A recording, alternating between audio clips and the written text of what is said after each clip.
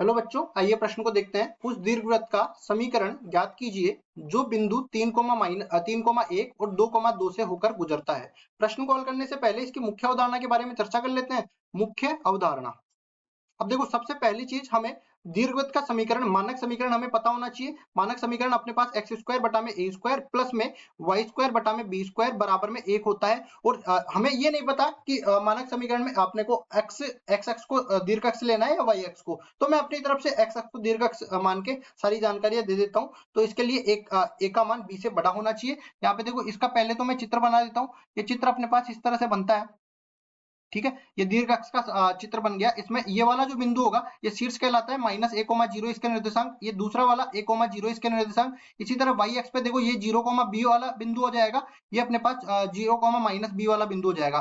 केंद्र इसका हो जाएगा 0,0 वाला। और इसमें देखो दो नाभियां होती है, दोनों नाभियों को निरूपित कर लेते हैं। ये अपने पास f1 होती है, इसके निर्देशांक a,0 कहलाता है, और दूसरा f2 होता है, इसके निर्देशांक -a,0 कहलाता है। ये दोनों अक्षों के सापेक्ष सममित कहलाता है। और अब देखिए यहाँ पे ई क्या होता है, ई इसकी उत्केंद्रता होती है, जिसको एक माइनस में बी स्क्वायर बटा में ए स्क्वायर करके निकाला जाता है। लेकिन इतनी जानकारियां काफी मतलब बहुत ज्यादा हो जाती है, हमें तो केवल इसका समीकरण याद करना है दोनों बिंदुओं को संतुष्ट करवा के। तो क्या कर लेते हैं, देखो सवाल पे चलते हैं। सवाल में अपने को समीकरण दिया गया है एक्स स्क्वायर बटा में ए स्क्वायर प्लस वाई स्क्वायर बटा में बी स्क्वायर बराबर में 1। हमें नहीं पता कि कौन सा दीर्घ अक्ष होगा, कौन सा अपने पास लघु अक्ष होगा, तो सीधा ही हम लोग बिंदुओं को संतुष्ट कराते हैं।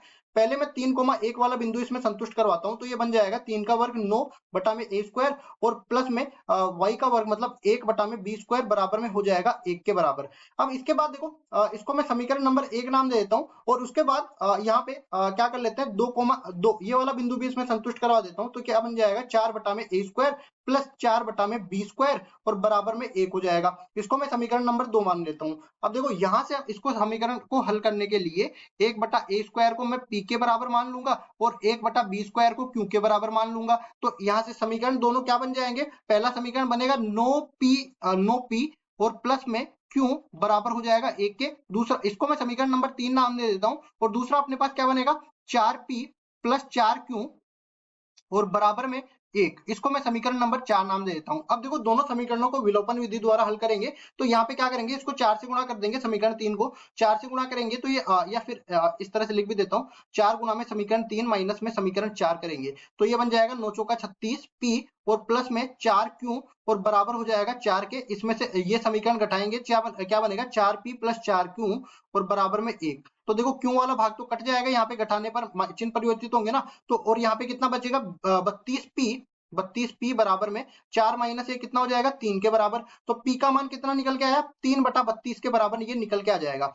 p का मान निकल के आ गया। अब देखो q के मान के लिए क्या करेंगे, इस समीकरण को थोड़ा सा हल कर लेते हैं। ये क्या बन जाएगा p प्लस क्यू बराबर में 1 बटा 4 के बराबर बन जाएगा। और q का मान कितना मिल जाएगा 1 बटा 4 माइनस में p के बराबर।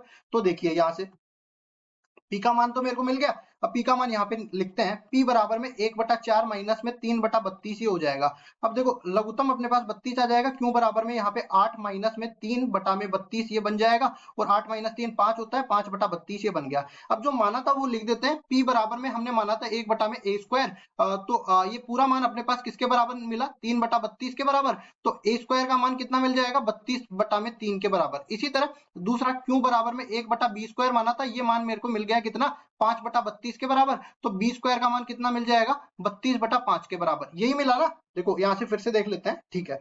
अब देखो जो अपने पास समीकरण था उसमें ये सारे मान उठा के रख देते हैं, x बटा में ए स्क्वायर और प्लस में वाई स्क्वायर बटा में बी स्क्वायर और बराबर 1।